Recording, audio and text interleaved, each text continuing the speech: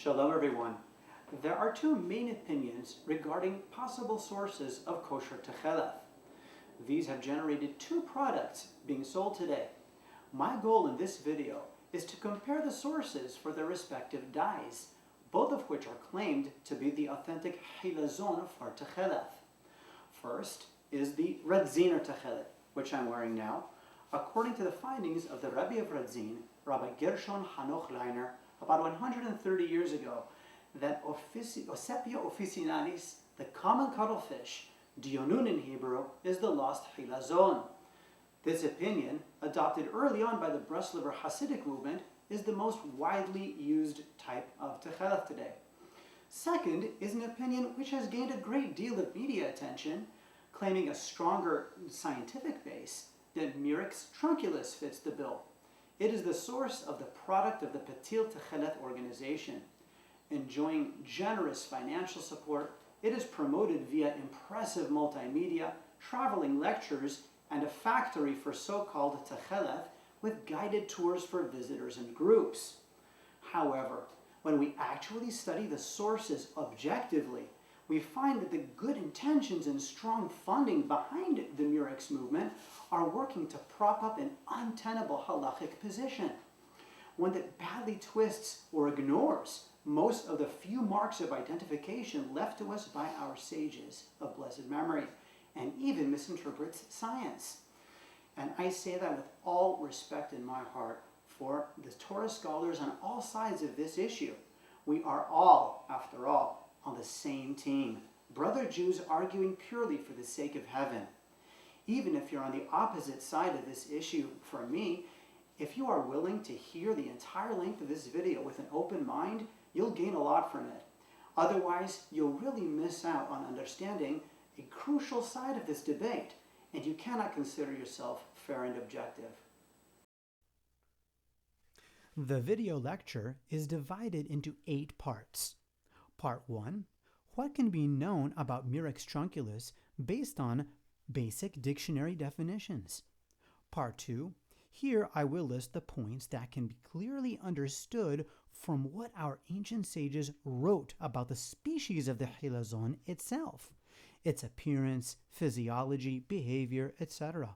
All along, we'll see how Murex Trunculus stands up to the cuttlefish. Part 3, here I will list the points that can be understood from the sages about the dye fluid of the Hilazon, its characteristics, how the dye was processed from the creature's bodily fluid, its medical properties, and more. Again, we'll see how closely or not the Murex and cuttlefish match these criteria. Part 4, other blues that confuse.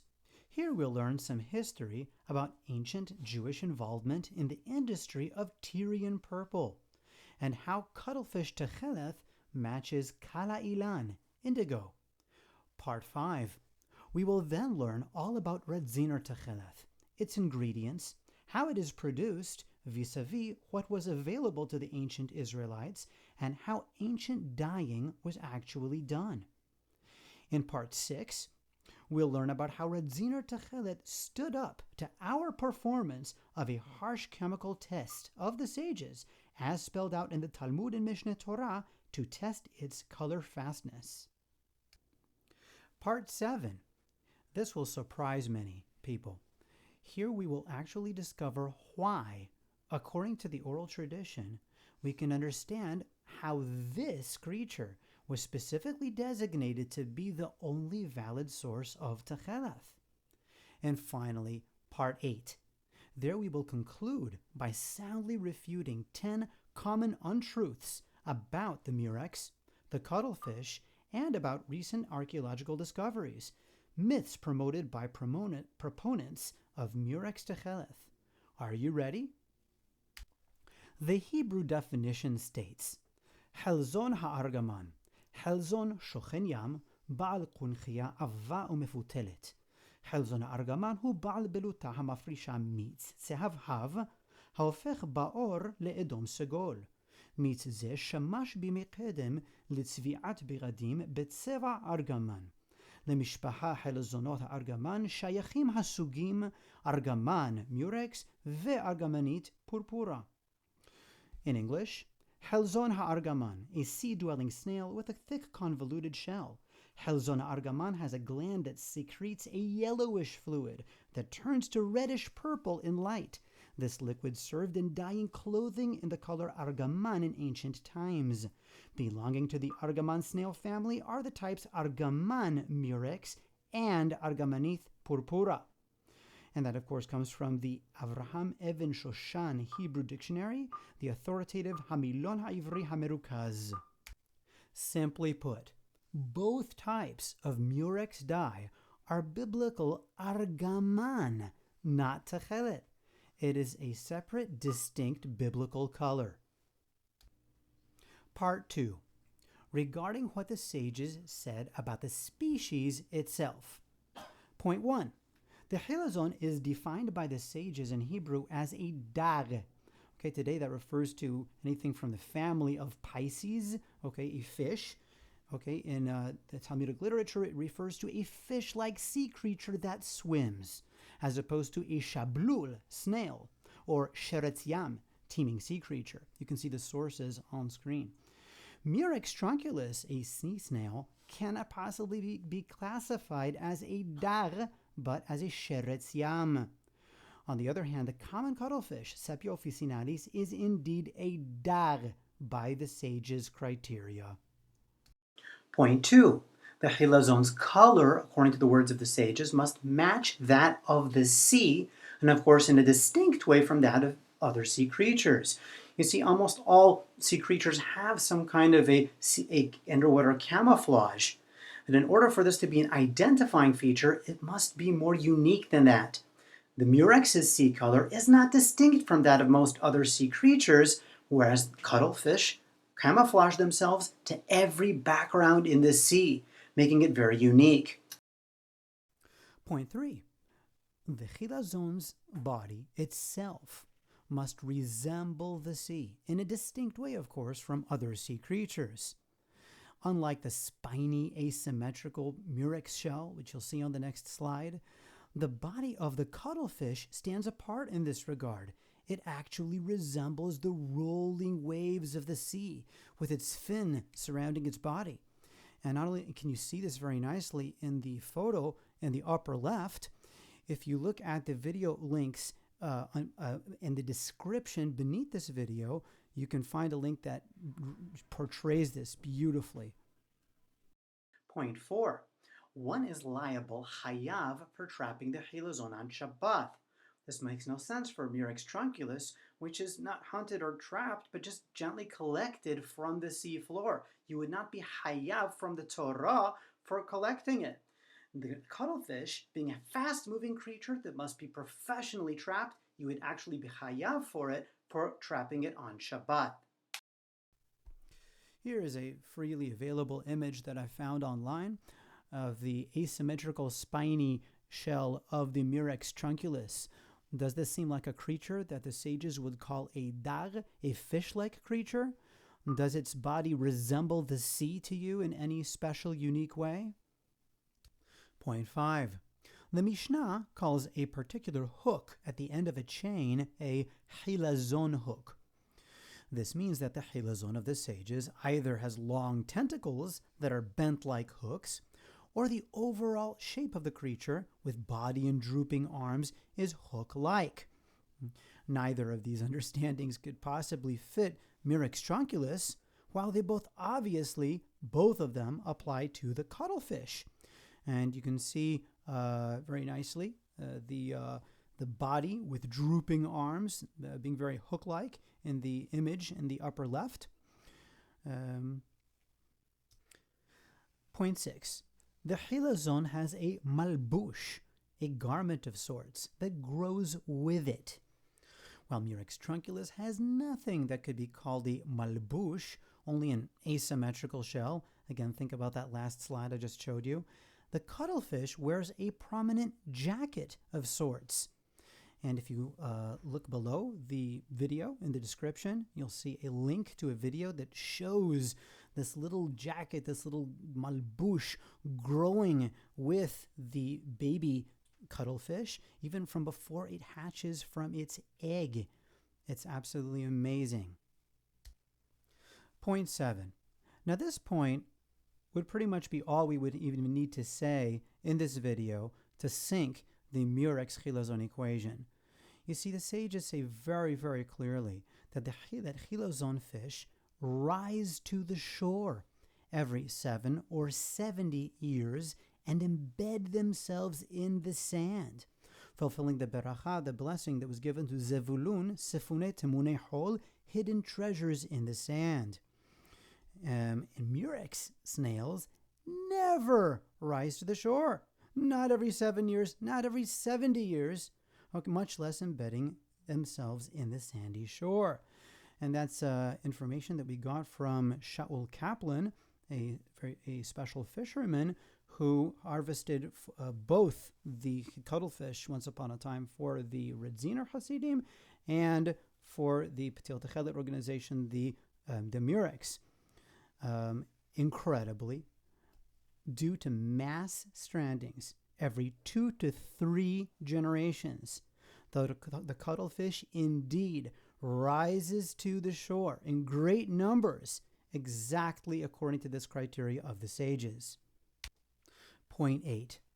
Now this point is not actually in our sources, but it is common sense. Okay, that the Hilazon population must obviously meet the needs of a large Torah public. The Murex population cannot possibly do so.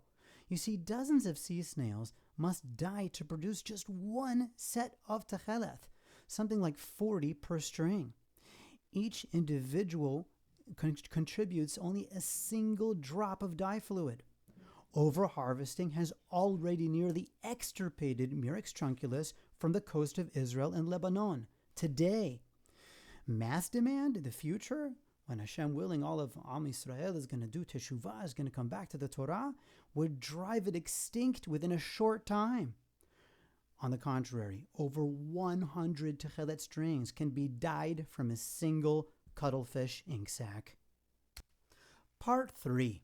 Unique traits of the dye fluid according to the teachings of our sages.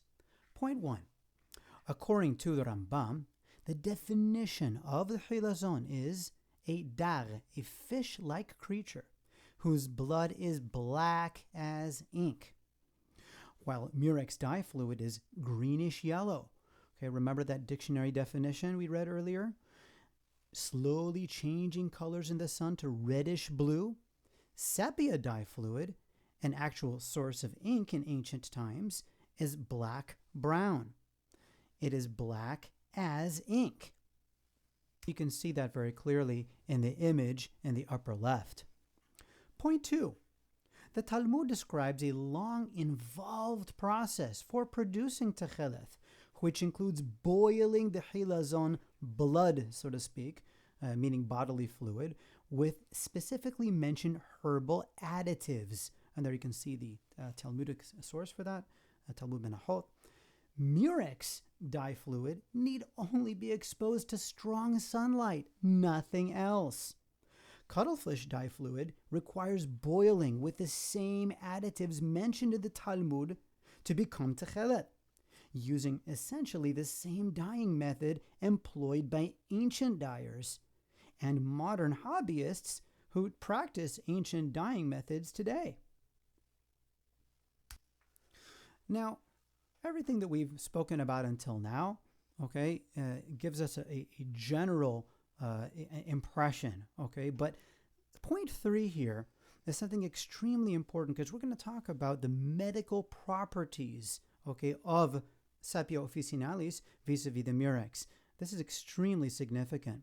You see, the Hilazon must contain a substance that cures hemorrhoids. Okay, the Talmud brings this in Tractate Avodah Zarah, 28b. Unlike Murex dye fluid, it is well documented that cuttlefish ink, sepia, was used for that very purpose a remedy for hemorrhoids in ancient times, as noted in 1st century texts by Pliny the Elder, Celsus, and Dioscorides. Point 4. Tekheleth was called by the sages Dam Yaruk shel Hilazon, the spat out blood of the Hilazon. You can see Rashi bringing that in his commentary. And of course, he's basing it on the Talmud Bavli and Menachot. I know those of you who are familiar with these sources are thinking, hold on a minute, I thought that was Dam Yarok shel Hilazon. Okay, the green fluid of the Hilazon. Indeed, that actually also has significance for the cuttlefish. For at one stage in the dyeing process, the strings are actually green at a certain point. And of course, it does have significance for the murex as well. However, Yaruk, the more probable reading, okay, the spat out fluid, that would clearly identify the Hilazon as a squid or octopus. Point 5. The sages teach us in the Talmud, in Tractate Shabbat 75a, the Hilazon not only can remain alive after its dye fluid is removed, but in fact this is the aim of its harvesters, so that the dye comes out more vivid.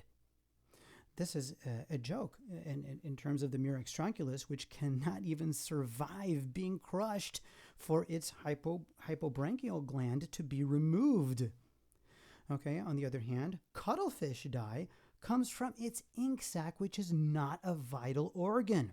The creature can actually survive a little after it has been removed. And indeed, the Radziner Hasidim tell us that the fresher the cuttlefish ink, the more vivid and beautiful the Tekheleth. It's a perfect match for this Talmudic criterion. Point 6. This point will certainly surprise many. The sages took great pains to protect their Tekheleth strings from laundering, which ruins it. Now, you're probably thinking to yourself, hold on a minute, isn't the sage's definition of kosher Tekheleth tied to its color fastness? It needs to be super color fast? Yes, but only to a point, because, as I just said, they made it very clear that laundering the Tekheleth strings would ruin it. Okay, we know that unprotected Murex strings do not fade, even with the heaviest laundry detergent, which they're very proud of. But they're actually, when they speak about this, they're actually sinking their own ship. On the contrary, while cuttlefish dyed Tekheleth still passes the sage's tests for color fastness, a proof it's kosher, which we'll speak about soon, it can indeed fade in the laundry, and therefore must be protected, just like the true Tekheleth of the sages. Part 4. I call this Other Blues That Confuse, those being Tyrian purple and indigo. Point 1. As explained earlier, Murex Trunculus was always known to be the dye source of Argaman, biblical red or purple. The sages never hinted that both Argaman and Tekheleth were both from the Hilazon. Now one must ask why the ancient Jews of Tyre, Sor, in Lebanon, professional dyers of the Murex, saw no connection between their industry, Tyrian purple, and the Miswav Tekheleth. The answer is simple. Tyrian purple is not Tekheleth. You see, Tekheleth seems to have been worn as late as the time of the late Geonim, the 11th century CE. That's an insight, by the way, by Rabbi Gershon Hanokh Leiner, the Radziner Rebbe, based on the writings of the Geonim. Yet only 1 century later, in 1165 CE, the great Jewish explorer, traveler Benjamin of Tudela visited the city of Tyre and wrote of the Jews' heavy involvement in the city's famous booming industry. That's right, even though Tekheleth dyeing had been eradicated from the world, Tyre, Sor, remained a huge center for Murex dyeing. Wouldn't the Tyrian Jews have realized that they were producing Tekheleth if they were? That they could profit immensely by supplying the Jewish world? Tekheleth might never have been lost in the first place. But no, because the Murex is not the Hilazon. Point 2. The sages taught how impostors would create fake Tekheleth in ancient times, from the indigo plant Kala Ilan. Few are aware that Prussian blue, that's what Murex proponents call cuttlefish Tekheleth, can be dyed to match indigo. Not only can Murex dye match indigo, but also Prussian blue. And also that indigo itself can be dyed to a pure blue, which is something that the chief rabbi of Israel, Rabbi Herzog, noted himself in his doctoral thesis. And you can see this, by the way, at left you'll see strings that are dyed with pure indigo from Kala Ilan, and below you can see our test strings of pure cuttlefish dyed Tekheleth. Part 5. The Radziner Hasidim, restorers of Tekheleth for Sisith. I'd like to share with you now from where I gained all this insider knowledge about the cuttlefish and all about sepia dyeing for Tekheleth. I am unspeakably honored that, some 8 years ago, my essay tackling the Tekheleth Teku drew the admiration of the Admor of Radzin Shlita, Harav Shlomo Yosef Englard, and his honorable brother, Harav Yitzhak Englard Shlita. Rav Yitzhak was appointed by their father, the previous Admor of blessed memory, to head the institution he had founded, Center for the Dyeing of the Tekheleth in Bnei Brak. From this admiration was born a mutual respect, friendship, and trust between us, for which I am deeply honored and hugely grateful. Based on that trust, upon my visit to the Radziner Center in Bnei Brak 2 years ago, I was treated not only to a guided tour of the facility, but a detailed explanation on site of every single stage of the dyeing process and the answers to dozens of questions I had. What I saw so cemented what I'd come to already believe in the T'munei Hol equation that I myself was transformed from a mere researcher to a wearer and a distributor. In turn, I gave my solemn promise that I would keep those details a secret, and I have every intention of keeping my word. Nonetheless, with the rabbi's agreement, I will be sharing a few of the photographs I took and details I learned for the sake of dispelling the myths, distortions, and even lies about their Tekheleth product. In this slide, you can see images from my visit to the Radziner World Center in Bnei Brak. In the upper left corner, you can see frozen cuttlefish just taken out of the freezer. Just below that, you can see a tray with drying ink sacs, drying in the sun of Eretz HaKodesh. Okay, what are the ingredients of Radziner Tekheleth? It would perhaps surprise many that these are the same chemicals provided by 3 of the classical samanim, chemical additives mentioned by the sages of the Mishnah in the Talmud Masechet Nida, all found locally in Eretz Yisrael, the land of Israel. You have potassium, which was then derived from ashlag, potash, an abundant natural resource in Eretz Yisrael by the Dead Sea region. Sulfuric acid, which was derived from borith, also a natural resource in Eretz Yisrael. Ammonia, which was derived from urea, meraglaim. And this should dispel the notion of Radziner dyeing as this foreign, later developed inorganic process, which was completely foreign to ancient dyeing that the ancient Israelites would have been familiar with.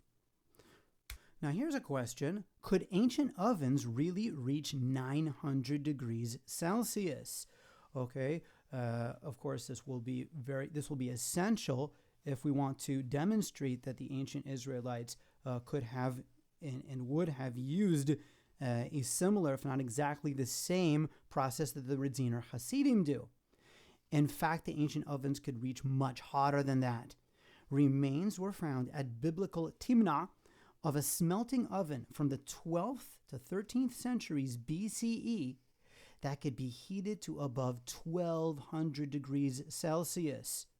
Just for some perspective there, the 12th, 13th centuries BCE, that dates to the times of Joshua, Yehoshua, the conquest of the land of Israel. Now here's a question that many people ask. What about the iron filings that everyone knows that the Radziner Hasidim add in to the stew when they're processing the dye, when they're creating the Tekheleth dye? The sages made no mention of iron filings. So, in fact, in ancient dyeing, the iron that we now get from these iron filings was derived from the oxidized metal of the vessel itself. Since today's stainless steel pots don't give us the free iron needed, we need to add in iron filings. So it's basically a modern method of achieving the same results. To prove the point, I bring you an authoritative source, Wayne's World, an online textbook of natural history, basically an authority on the subject of ancient dyeing. I quote, "To make some of these natural clothing dyes color fast so they wouldn't wash out of the fabric, it was necessary to use various mordants such as mineral salts of tin, aluminum, iron, and chromium. In ancient times, these mineral mordants came from the metal vessels in which the dyeing was done. In some cases, mordants were added to the dye mixture, including urine and dung. It is a well-known fact that ammonia from urea makes an excellent mordant for certain dyes." Okay, moving into part 6. We're going to learn about how Radziner Tekheleth stood up to our performance of a harsh chemical test of the sages, just as spelled out in the Talmud and Mishneh Torah, to test its color fastness. Let's take a look at those sources right now. In the Mishneh Torah, Laws of Sisith, we find והתכלת האמורה בסיסית צריך שתהא צביעתה צביעה ידועה שעומדת ביופייה ולא תשתנה. וכל שלא נסבע באותה הצביעה פסול הסיסית. Tekheleth for tzitzith needs to be dyed a dye that is known for remaining in its beauty and not fading. Anything that is not dyed with that dye is invalid for tzitzith. Let's remember, of course, that we're talking about color fastness to a point, because remember, it still fades in the laundry. The Rambam then goes on into how the Tekheleth was checked. כיצד בודקים אותה עד שיודע אם נסבעה כהלכתה אם לא? לא כחין התבן וריר של השבלול ומי רגליים שנתחמסו 40 יום ושורין התכלת בחולון מעת לעת אם עמדה בעיניها ולא כהת כשרה. How is it, Tekheleth, checked so it can be known if it was dyed according to halacha or not? This is the test of Rav Yitzchak in the Talmud. One takes straw, the slime of a slug, and urine that had been left to ferment for 40 days. Tekheleth is then soaked in this mixture for a 24-hour period. If the color remains as it is and doesn't fade, it is kasher. And indeed, at Beit Midrash Ohel Moshe in Beit Shemesh, Israel, we performed this experiment actually a few times, exactly according to the instructions of the sages. You can see on the right, we're about to immerse a string of cuttlefish Tekheleth taken straight out of a new bag of Radziner Tekheleth into that strongly acidic concoction for 24 hours. You can see in the right corner, the bottom right corner, a little slug friend. No worries, no slugs were harmed in this experiment. And here are the results. What we did was, in order to more perfectly test the color of the Tekheleth, the dye, we used the very same string for the control. We cut the same string in half, using half of it as a control that would remain outside of the chemical solution. whereas the other half would be immersed for 24 hours. And in the lower half of the screen, we see two images of them side by side. On the left-hand side, you see the beautifully coiled half of the Tekheleth string, completely untouched. And on the right-hand side, you see the half of the string that was immersed in that strong acidic solution for 24 hours. And the result, as you see before your very eyes, is that the color intensity of the dye did not fade in the slightest. The Tekheleth remains perfectly color fast according to the check of Rav Yitzchak. Radziner Tekheleth, in terms of its color fastness, has been proven kasher. In this slide, you can see the quote that I only referred to earlier by Chief Rabbi Yitzchak Herzog of blessed memory. Most people would indeed be unable to distinguish deep indigo from deep pure blue, but to the experienced eye, a slight reflex of violet is visible. And I repeat what I said earlier, indigo can be dyed to a deep blue, like Prussian blue, and cuttlefish Tekheleth can be dyed to a hue that is practically indistinguishable from indigo. Now in part 7, we're going to tackle a question which I do not believe, and correct me if I'm wrong, that any Murex proponent has a good answer for. Why must Tekheleth for tzitzit come only from the true Hilazon? In fact, if the Tekheleth comes from a creature other than the true Hilazon, it is pasul, it is illegitimate for tzitzit. And that comes straight out of the Tosefta and on Menachoth. And the answer is very, very clear. Its every detail reminds us plainly and directly of the teachings of Parashat Tzitzit. And by the way, this reminds us of what the Torah tells us, that the Torah, the mitzvot, are not an empty thing, but they are our understanding and wisdom in the eyes of the nations. They make sense. For example, point 1, the very form of the Hilazon declares its purpose and thereby its creator. With 8 arms and a color stripe banding pattern around its upper body, as we see in the picture at the left, it actually resembles a tassel of sisif. Its instantly shifting color camouflage, matching the surroundings, recalls how the sisif fringe must ideally match the color of the garment. That's right. If you have a brown talith, your tzitziot need to be brown, except for the Tekheleth string, that is. If you have a green talith, your tzitziot, the 7 non-Tekheleth strings, need to be green, ideally. Point 2. The cuttlefish, the true Hilazon, flees its predators by creating a dark cloud between itself and them, enabling it to escape through the sea. It is a simple and direct reminder of the leaving of Egypt. And indeed, that is what the Tekheleth is supposed to remind us of. The very word Tekheleth, recalling the word tichla, meaning the end, the finishing of the ancient Egyptians in the sea.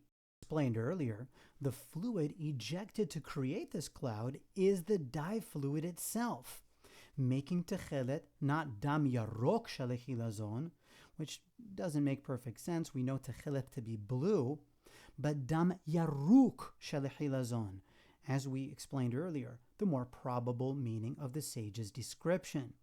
It's so beautiful. And point 3. Tekheleth is a reminder not to stray after the eyes. The cuttlefish happens to have the most acute polarization vision yet found in any animal. And this is incredible. After mating for its one and only time, and the female lays her eggs, not only does she then die, but her mate dies too, wherever he is to be found. This is what the sages related to about the adulterer.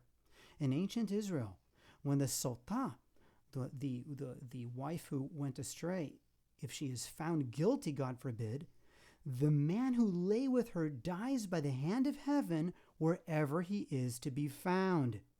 It's a vivid reminder of the divine punishment for adultery.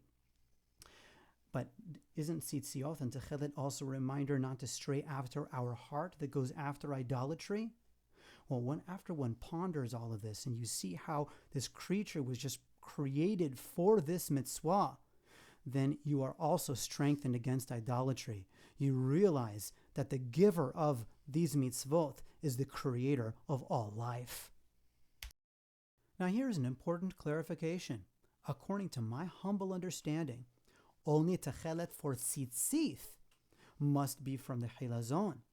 Whenever the Rambam speaks about Tekheleth coming from the Hilazon, he's speaking about Tekheleth for tzitzith as opposed to HaTekheleth ha'amura b'chol makom, Tekheleth that is mentioned in every other context, such as Tekheleth for the parocheth, the curtain in the Holy Temple, or vestments of the high priest, which may be from another dye source, such as the Murex. Why not? This is very significant. It means that the revelation of the true Hilazon in no way threatens the validity of the restoration of those sacred items by the Temple Institute. The Temple Institute deserves not only our praise and admiration, but our support. And I, for one, am a supporter of the Temple Institute, Baruch Hashem, for 15 years, and proudly so. May Hashem bless their efforts mightily. May it be in the merit of the Temple Institute and Israel's return to wearing Tekheleth from the true Hilazon in our garments, that the Holy Temple be rebuilt speedily in our days. Amen. And the images you see are from the Temple Institute website. All the rights are theirs alone. Part 8, our final part, Debunking Murex and Cuttlefish Myths. Myth number 1. With Radziner Tekheleth dyeing method, you could dye ox blood blue. In other words, the dye fluid of the creature is of no importance to the color itself. Our answer to that, so what? Besides the problems with this argument as mentioned by Dr. Mendel E. Singer, it is an imaginary problem. Based on Talmud, the Rambam makes it clear that it is the boiling with samanim, chemical additives, that turns the dye fluid from black to blue. The Torah sources make it clear that the same color can be derived more easily from other sources, such as kala ilan, indigo, or isatis. Since when did the sages start caring how large or small is the Hilazon's actual chemical contribution to the chemical reaction? It is a criterion invented out of thin air. The Miswah, the commandment, is to use the one true unique Hilazon, that special creature, for all the reasons we learned earlier, to make the blue dye. Myth number 2. What about that ancient Tekheleth dyeing factory they found in Israel? Our answer, what Tekheleth factory?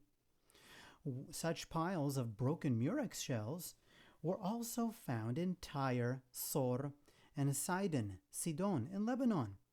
They are simply the remains of the most prominent dyeing industry of the ancient Near East, Tyrian purple, which again is Argaman, not Tekheleth. To insist that these dye centers were Tekheleth factories rather than Argaman takes an imaginative leap of faith and a lack of basic logic. Even the shards found with the remains of the Murex dye still on them, which the Patil Tekheleth organization created such hype about, are a vivid purple with bits of red. Tyrian purple, Argaman. Yet the caption in the photo on the Patil Tekheleth brochure in English calls it a blue stain, insisting it is Tekheleth. Cuttlefish bones are cartilage and would not be preserved over thousands of years. So lack of evidence of ancient dyeing with cuttlefish is not evidence of lack. Point 3. Myth 3, actually. How can you even talk about Radziner Tekheleth after the discovery of the clearly Hebrew-made Bar Kokhba era cloth dyed indigo Tekheleth, found in the Wadi Murbat caves near the Dead Sea. It's an ancient garment with a distinct Jewish weave dyed with a non-plant sourced indigo color, Murex Tekheleth. Our answer. First of all, the Rambam defines Tekheleth for tzitzit as strings dyed that color, attached to the corners of the garment. No strings were found at the Wadi Murbat caves, not even a corner with a hole to suggest that a talit had ever been found. But let's assume that they indeed found an actual talit, an ancient talis. I'll answer a question with a question. How many blue-striped talithot, talis shawls, in our day are there in the world whose stripes are dyed with actual Murex purple or cuttlefish blue? None. It is not practical. The stripes found on those garments are clearly decorative and not meant for the fulfillment of the Meswa of Tekheleth. So what is there to even talk about in that context? It is an amazing thing that they found. A colored Hebrew garment from that era? Amazing. Why spoil the find by dragging it into a foreign context? Myth number 4.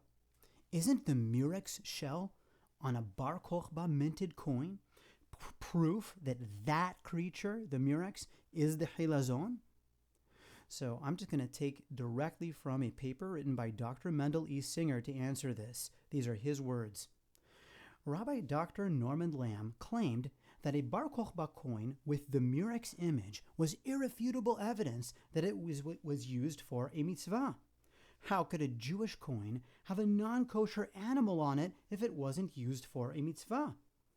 Aside from the point that it could have been used for Argaman, Murex images were used on other coins of the era as well, as I argue in my article. Dr. Sturman of Patil Tekheleth informed me, that's Dr. Singer, that the coin Rabbi Dr. Lamb refers to was not a Bar Kokhba coin, but is in fact a Tyrian, non-Jewish coin. My article was already typeset, so I couldn't correct this in my article. But isn't it amazing that this was not only spoken publicly, but made its way into print? Unquote. Myth number 5. Radziner Tekheleth bleeds and comes off in the laundry. Doesn't that sink the Radziner ship? Our answer, far from it. As we explained earlier, the fact that it can fade in the laundry, which was a problem for the Talmudic sages as well, but it still stands up to the chemical test of the sages, as I proved in my own research, is a strong proof that Radziner Tekheleth is kasher, it being comparable to the Tekheleth used by the great Amoraim, Rav Yehuda, Rab Hanina, and Ravina. The fact that Murex Tekheleth does not even fade with strong detergent is a strike against it. The bleeding of the dye color on new strings is an issue with some, but not all Radziner strings. The Radziner dyers have since learned to overcome this problem by setting the dye stronger, by dipping the dyed strings in boiling water one final time. The customer can do this as well. Let's remember that while the restoration of true Tekheleth dyeing is a miracle, it has been a work in progress. Myth 6. Wasn't Rabbi Herzog, who wrote his doctoral thesis on the subject of Tekheleth, of the opinion that Murex Trunculus was the Hilazon? Again, nothing answers this better than a direct quote from Dr. Mendel E. Singer. These are his words. Fact. Some Patil writings claim Rabbi Herzog was in favor of Murex Trunculus. Others state that he had objections, but they can be met. They provide seemingly convincing statements from Rabbi Herzog to suggest he was pretty sure that Murex Trunculus was the Hilazon. Rabbi Herzog first states the non-Torah-based argument for Murex Trunculus and then makes it sound like the Hilazon.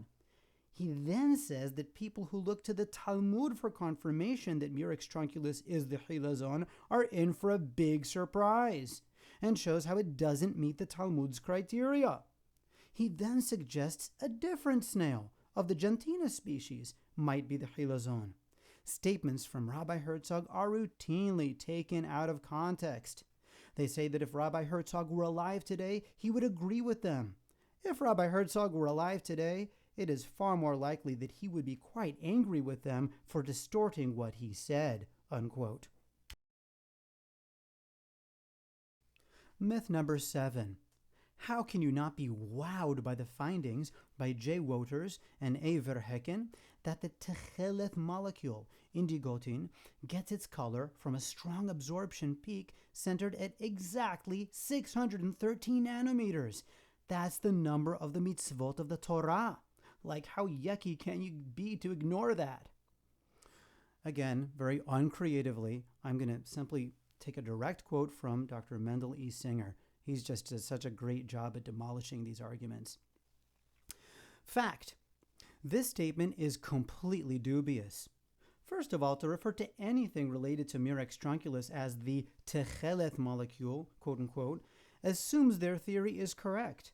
And of course, the Dutch scientists did not mention Tekheleth, merely Murex. More importantly, the statement is just false. Aside from the issue that nanometers has no standing in Torah, the wavelength at maximum absorption varies quite a bit, between 585 and 621, depending on many factors: bromine substituent, solvent, fabric, season, gender, and other individual variation. Moreover, even when the magic 613 was the result, this was for purple, the brominated dye, not the debrominated blue dye used by Ein Tekheleth for dyeing. An article by the British scientist Chris Cooksey discusses this. That's Dr. Singer, emailed Dr. Cooksey, and he confirmed that the 613 claims of Ein Tekheleth are bogus. He said that many non-chemists are trying to make something from information they don't understand. I'm continuing here. These are my words. It should be mentioned that not only is halakha not in any way determined by such signs and wonders, the Torah bids us to stay clear of such thinking altogether. It leads us to stumble with false prophets, false messiahs, and in this case, a false Tekheleth for tzitzith. When a dye source, which already has an established identity as Argaman, lacks the clear and unambiguous signs of identification for Tekheleth given to us by the sages, no such cute scientific trivia should faze us, especially if it is fantasy to begin with. Dispelling myth number 8. Everyone knows that kala ilan, the indigo plant, was used as fraudulent Tekheleth in ancient times. Murex Trunculus can dye wool to match that color exactly, while Radziner Tekheleth is Prussian blue. Doesn't that rule out Radziner Tekheleth from being the original? Again, this is the third time we are treating this non-argument. Those who promote it are probably not aware that Harav Herzog wrote that the indigo plant, kala ilan, can be dyed to a deep, pure blue, like Prussian blue, nearly indistinguishable from it to the naked eye. Much less that Radziner Tekheleth can shift, as my very own strings have, to an indigo color. Not a single Murex Tekheleth wearer could guess that my strings are Radziner Tekheleth until I told them. So again, that is a non-argument.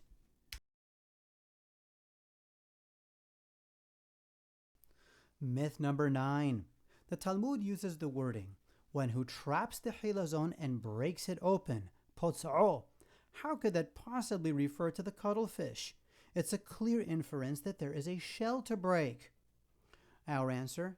Sure, if you ignore the first dictionary definition of the verb pasa, which is the more Torah-based one, and insist that only the second dictionary definition of the verb exists. You see, in the entry for that verb in the authoritative Even Shoshan Hebrew Dictionary, the connotation of splitting open, especially a hard object, fits the second definition, not the first. The first most common meaning of pasa is mahatz, paga kashe, baguf, al yedei makka biyad, o bichli, o beneshek, garam habala baguf. Smashed, struck by a blow from the hand, a utensil, or weapon, caused a wound to the body. It is the verb form of the noun pesah, found in the famous verse Exodus 21:25. Kewiyah tahat kewiyah, pesah tahat pasa, habbura tahat habbura. A burn for a burn, a wound for a wound. That's the pesah tahat pasa. A bruise for a bruise. While JPS, Art Scroll, and Rabbi Aryeh Kaplan of blessed memory all translate Pesah as wound, classical commentators Radak, Rashi, and Sherashim translate here as a cut for a cut. Both of them work beautifully for the cuttlefish. Whether the Talmudic sages were referring to a blunt blow to still the jumpy Hilazon in its water trough aboard the fishing boat before they could remove the ink, or the incision to lance the ink sac, this term perfectly fits the way the dye fluid sepia is harvested from the dionun. And our final myth to bust, myth number 10. Didn't Rashi describe the Hilazon as a tolath, a worm, which clearly points to a type of snail? First of all, tolath could refer to some soft-bodied creature, but whoever uses this argument from Rashi has to wrestle with the fact that Rashi also uses the wording from Sifre calling the dye fluid dam yaruk shel hilazon, which, as we explained earlier, most likely means the spat-out blood of the hilazon, as opposed to its lifeblood, since, as the Talmud teaches, the dyers wanted the creature to remain alive, and that only makes sense if the hilazon were a squid or octopus. In any case, the Rambam calls it a dar, a fish-like creature, as opposed to shablul, snail or slug, both terms being used in the same chapter, in the same context. This was not the Rambam's creative thought or personal guess. The Talmud explicitly states, Tanu Rabbanan Hilazon zehu gufo dome layam, uvriatho dome ladar. The rabbis taught the Hilazon's body resembles the sea, and its form resembles that of a fish. In Menachoth 44, Amud Aleph. And as we explained, if the Hilazon, or the Murex sea snail, hugging the sea floor, number one, it wouldn't have a body or color of the actual sea itself, in a distinct way from other sea creatures. That's the key. In a distinct way from other sea creatures. Number two, it wouldn't require trapping on Shabbat, much less the expert trapping of Zevulun, the great seafarers of Israel. Number three, it couldn't have ever survived being crushed to remove its dye gland to please the dyers. Number four, it would have no blood or dye fluid that is blackish that would require boiling with samanim, herbal additives, to become blue. 5, it would never wash ashore on the beaches of the Holy Land in mass strandings every 2 to 3 generations, 70 years on average. By sea snails, there is no such thing. 6, it would not be able to cure hemorrhoids, as no snail on land or in the sea has an organ with a substance that cures hemorrhoids, as Rav Ami did for Rav Yaakov with the Hilazon. And lastly, number 7, once Tekheleth wearing goes mainstream, it will go extinct within a few generations, eliminating the Meswah from the world, as if that were Hashem's plan, God forbid.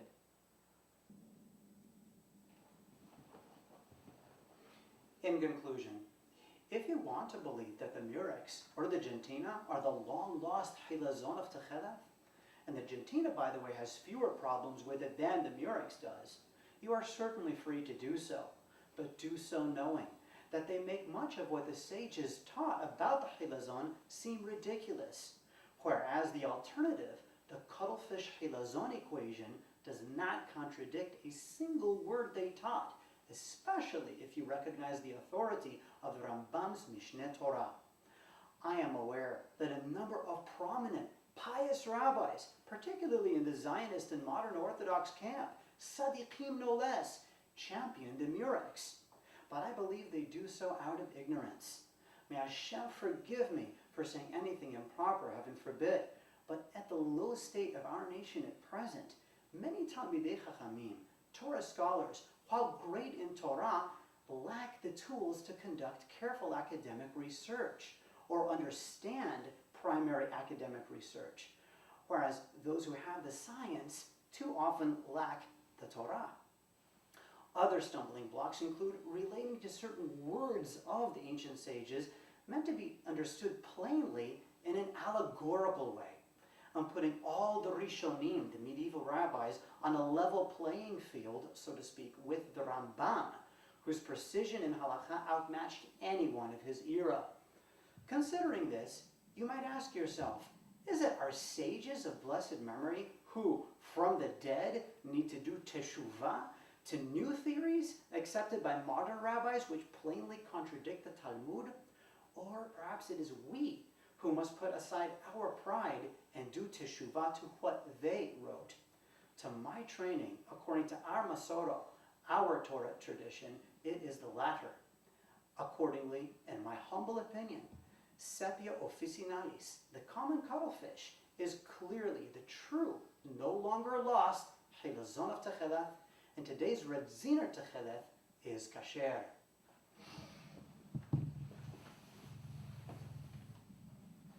I wish to end by again expressing my genuine respect to all the scholars on all sides of this issue.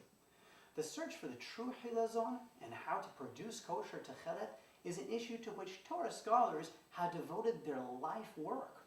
Even when we disagree, we sharpen one another, and, whether we realize it or not, build on one another's correct findings and insights. I have no doubt that the great efforts of all involved in restoring this lost Maswa to the Jewish people carries with it great reward. Now, more than ever, is a time of unity within the Jewish people and her scholars. It is my sincere hope that in my efforts to make this controversy and its solution simpler for everyone to understand, the end result will be one of unity and strength. My research into Tekheleth over many years has been purely L'Shem Shamayim, for the sake of heaven, not for purposes of profit. Nonetheless, it's very important to us at Beit Midrash Ohel Moshe to make kosher Tekheleth available to the masses. Accordingly, full orders of kosher Tekheleth, talithot large and small, aside of course from our regular merchandise of mezuzot, tefillin, merilot Esther, Esther scrolls, Sifra Torah, Torah scrolls, according to ancient Yemenite tradition, ancient Sephardic tradition, the opinion of the Rambam. Feel free to contact us at torathmoshe@gmail.com. That's torathmoshe@gmail.com. And my enduring promise to the client is that we will not sell anything that we would not personally use for the mitzvah and make a kosher beracha on.